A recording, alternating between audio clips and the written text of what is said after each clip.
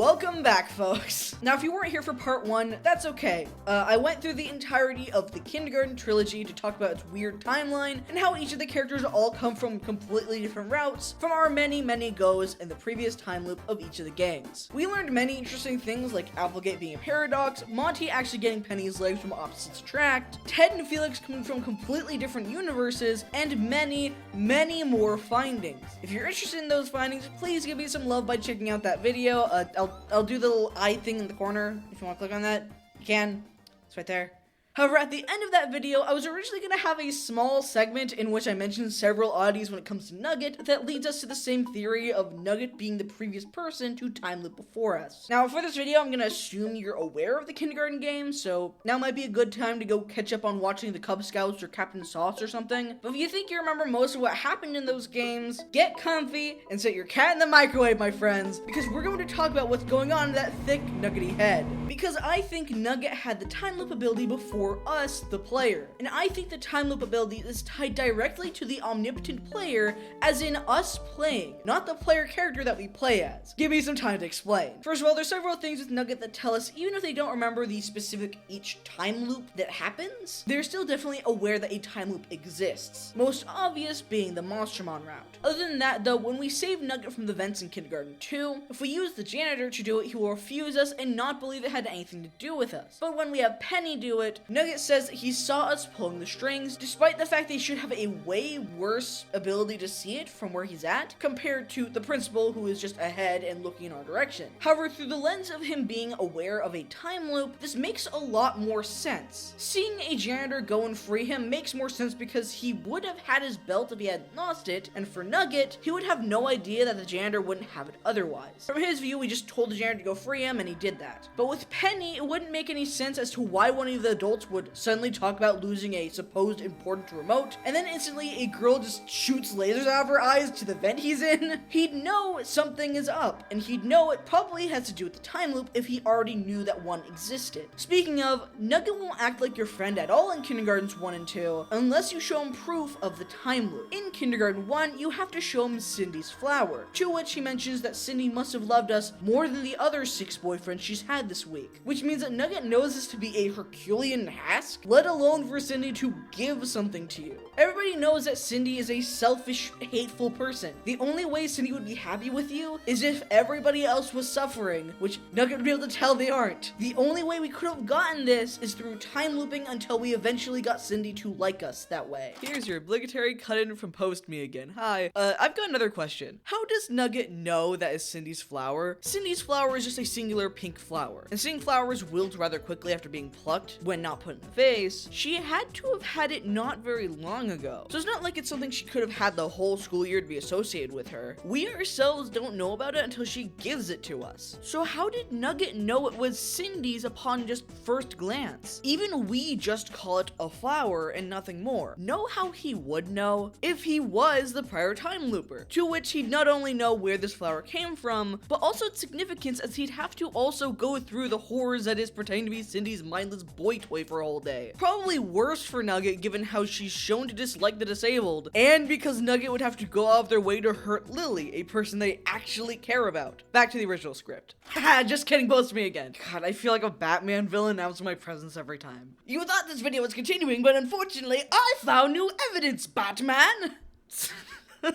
Anyways, shortly after recording that, I also remembered this line of dialogue in Applegate's route, which tells me that he likely did the version of the route where we get the note and reveal the janitor's eating Cindy's dog, rather than dumping the bucket of blood. Just wanted to mention that. In Kindergarten 2, this is similar. Nugget won't be your friend unless you show proof of having been a friend of his in a previous run. That being the Monstermon plushie, item which he should have, and is meant to be used to signal to Lily and Billy that it's safe. There'd be no other way for us to have it unless Nugget gave it to us in a previous loop. Although Nugget is infected by the goo in Kindergarten 3, when we go through the quest Nuggeto and Liliet, we're helping them both through a play to prevent Nugget from getting study hall. The problem being that the teachers are statistical or something and wants them to actually die. Lily says they aren't going to stab themselves like the play says to, which Nugget becomes upset at the idea of study hall, even though this is grossly out of character for him, given that Nugget is in love with Lily and wouldn't want them in danger, having risked himself to save them in the past. The only way this would make sense is if Nugget was was the prior time looper and has become that desensitized to death and knows it's necessary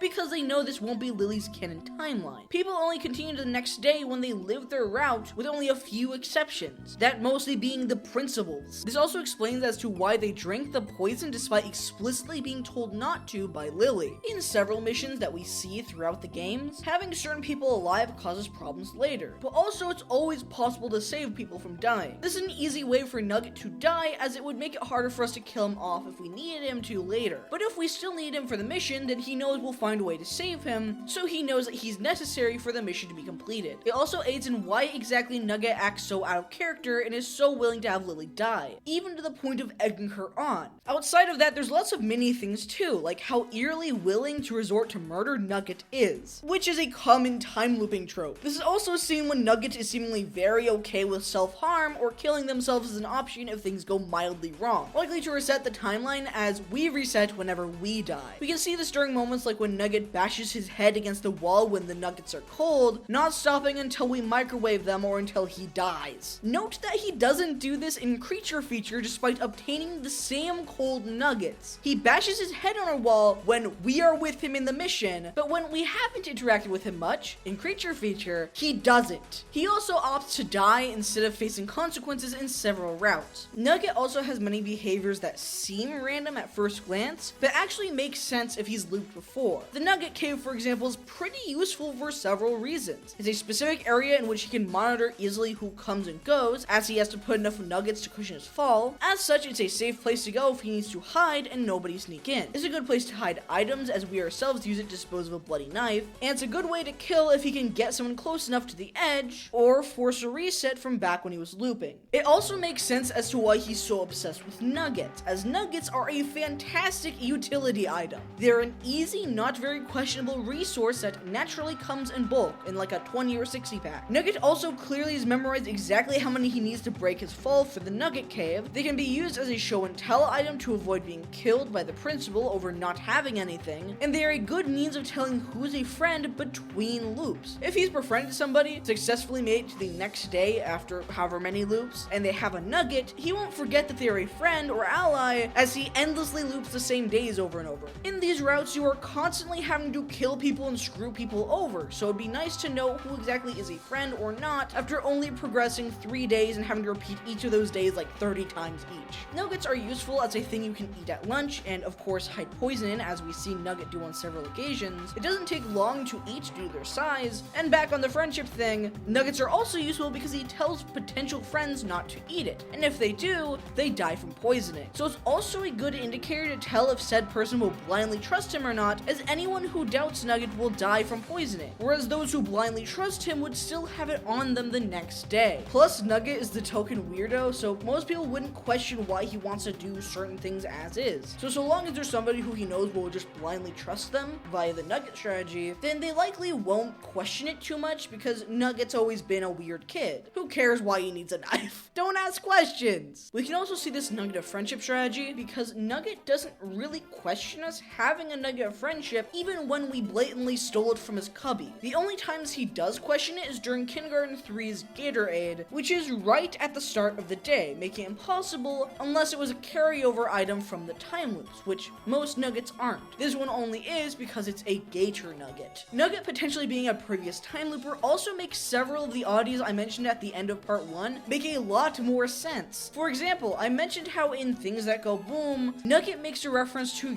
usually trying to poison their enemy, which would mean that Nugget had to have poisoned people before. In this context, that makes sense, as in a time loop, he definitely would have used his poison Nugget method plenty of times. This could also explain Lily and Billy not fully trusting or remembering us during parts of Kindergarten 2 and 3, despite being the catalyst for them to be saved. They aren't from our version of Creature Feature or Lily's mission, they are from Nugget's version of these endings when Nugget was the one who had timeline powers. Because if we actually go back to those parts where she doesn't remember, she only seems to trust us when Nugget is around or involved. The most damning thing from Kindergarten 1 to point towards this line of thinking being at the end of his mission. After collecting the 7 nuggets of friendship, the item that he gives us is a Billy's note. Now, originally when I first began looking into things, I saw this as proof that Billy was a time looper, because this note gives us 2 things: the number code to get down to the lab in the first place, and the button combo we need to press. You know, how during the exact position the principal leaves it at,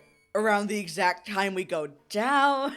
To which there's the very obvious problem of, number one, how did Billy write this information? Number two, how did it leave the lab to get to Nugget's hand in the first place? And number three, how the heck did Billy know the exact combo buttons you need to press? But I have some questions per se. In fact, I had to completely rewrite this section because, my god, I sounded like I was about to start yelling about Pepe Sylvia. And I knock on her door and I say, Carol!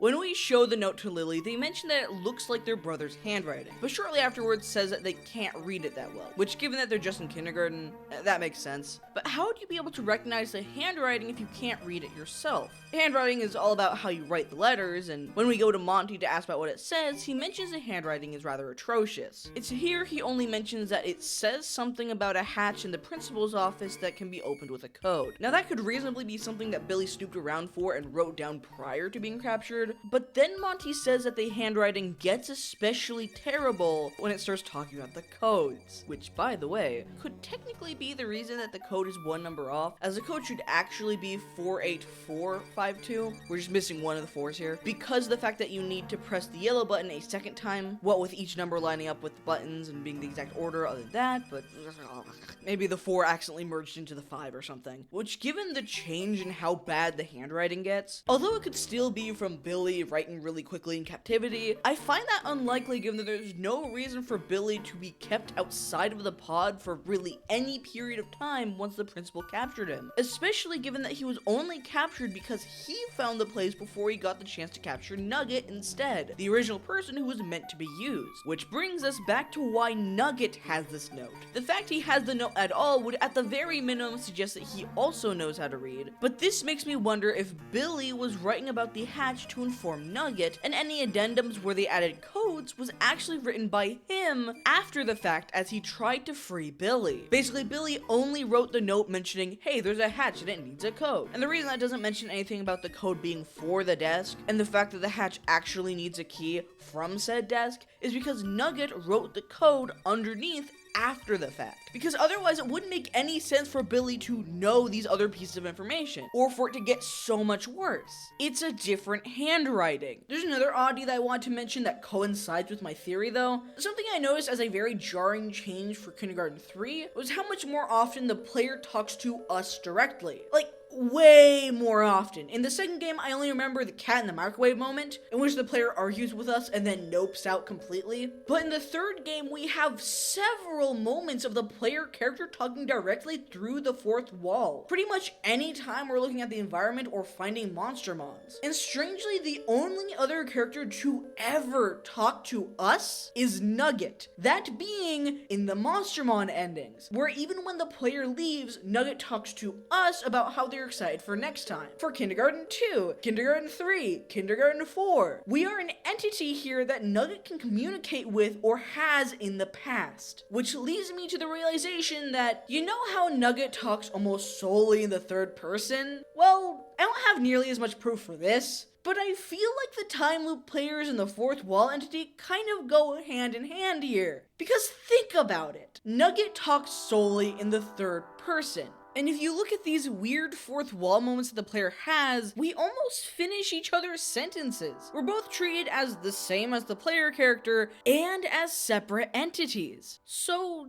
what if the player were to, say, suddenly lose this? Given how young these kids are, I feel like they'd kinda go nuts. Maybe start trying to talk to themselves. Maybe lose a bit of identity and start referring to themselves in the third person. Nugget needs to dig a hole. Nugget needs to collect this item. If you really think about talking in the third person, it sounds like directions. He's directing himself on what to do now that he's lost the time loop powers and the only friend he had other than Billy. Now that he's lost the thing that directed him, that now directs us. Nugget is lost without us. And when Nugget eventually went nuts from the constant time looping and somehow lost his power to the player or gave it up or something, he lost the voice, but his mind didn't recover and he still talks in the third person like the voice had. The only real method I could think of that may have caused this change or removal being the pills. The pills which make him forget,